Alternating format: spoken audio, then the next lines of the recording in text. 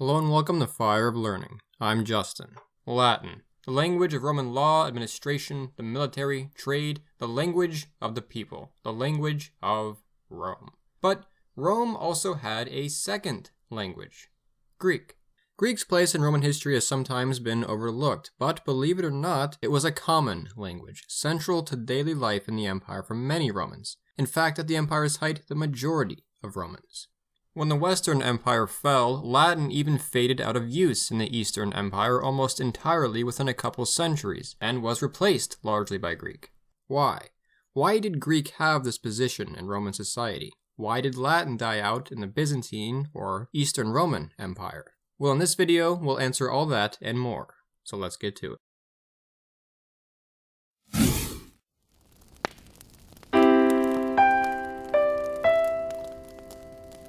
Before we begin, I would like to thank John Lombard, Jeffrey Frazier, Zachary T. White, and Jess Featherston for being our most recent supporters on Patreon. They join these supporters who make these videos possible.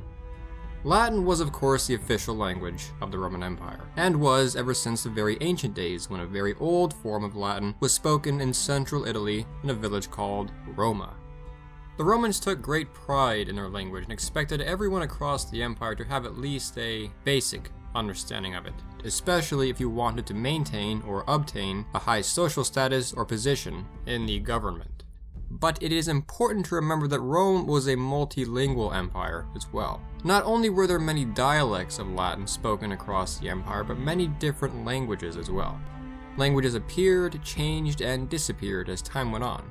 But around the height of the empire, there were Celtic languages being spoken in Gaul and Britain, Germanic languages on the frontier of Germania and in the empire itself in the late Roman period, Semitic languages in the East and North Africa like Aramaic, Hebrew, Syriac, and Punic, some Berber languages in North Africa, Coptic in Egypt, some Anatolian languages like Cappadocian, and of course, Greek.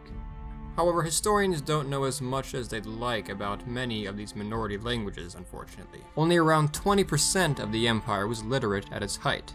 That's pretty good for ancient standards, much better than the 1% or less of the early Middle Ages, but this 20% mostly consisted of Rome's educated classes who tended to avoid writing in some of these minority languages. Therefore, linguists have a very limited record of, say, Roman-era Gaulish languages.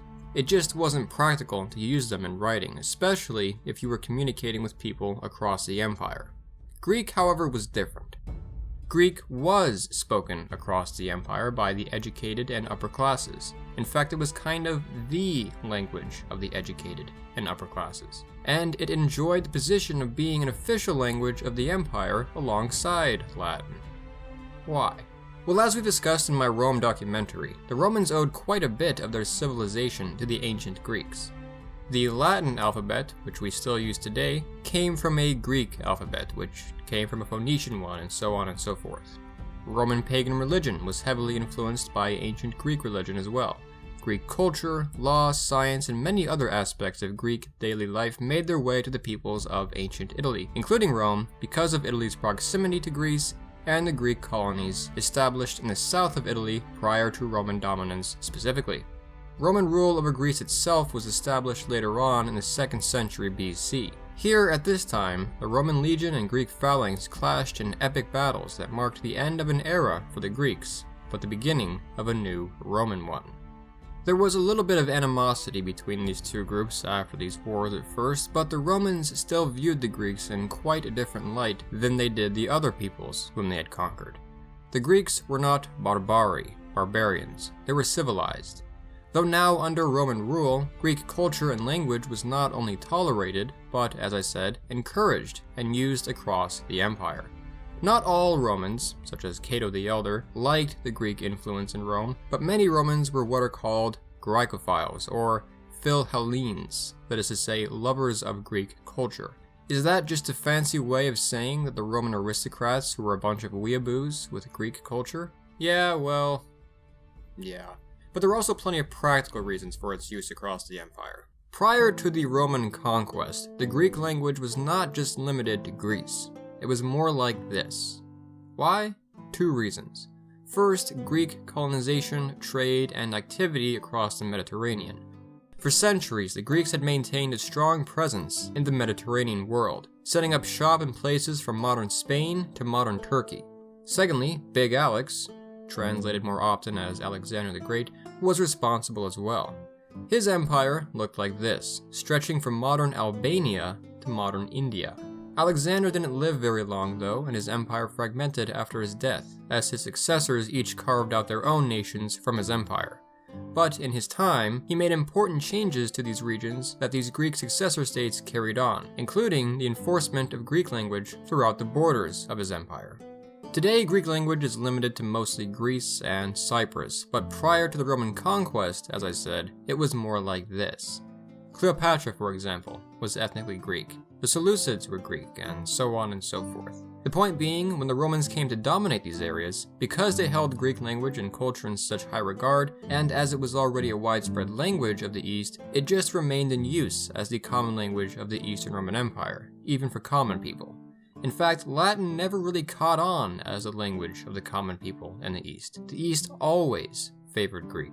Most educated Romans were accordingly bilingual, if not trilingual, and some even had to know more languages, especially if they lived in areas like the Middle East. Medicine, education, science, cultural and artistic activities like theater and poetry, philosophy, and when Christianity came about, religion, were all activities often conducted in Greek, even in the West. The New Testament was actually first written in Greek, in fact, which helped the spread of Christianity across the empire. When the Western Roman Empire fell in the late 5th century, the influence of Latin in the remaining half of the empire, what we call the Byzantine Empire, or Eastern Roman Empire, centered in Constantinople, encompassing the Greek-speaking East, began to wane. The last Roman emperor to be fluent in Latin was Justinian I, who reigned from 527 to 565 AD. After him, Greek took on the role of many areas of the empire where Latin was once used, like law, the military, and administration. It was simply a natural transition given the fact that both the upper and lower classes of the empire in the East spoke Greek. In the West, in the early Middle Ages, as Latin was branching out, becoming the Romance languages, and itself evolving into a medieval form for use as an academic and ecclesiastical language, in the Byzantine Empire, the Greek that had been spoken in the Macedonian and Roman Empire, called Koine Greek, meaning Common Greek or also Alexandrian or Biblical Greek, began to evolve into Medieval Greek, a part of the linguistic process that led to Modern Greek. The line where Medieval Greek ends and Modern Greek begins is often placed at the year 1453. I hope you enjoyed this video. If so, I invite you to come check out the rest of Fire of Learning and to subscribe to keep up with more videos like this in the future, such as the documentaries on Rome and the Byzantine Empire I've been making. To help with the cost of production, Fire of Learning does take donations on Patreon, the link to which you can find in the description. You can support the channel with as little as a $1 contribution, however simply subscribing to our YouTube channel for free is also a large help. A special thanks to our Patreon supporters listed here. We are also on Instagram, Facebook, and Twitter, so come check us out there too. Evkaristo for watching.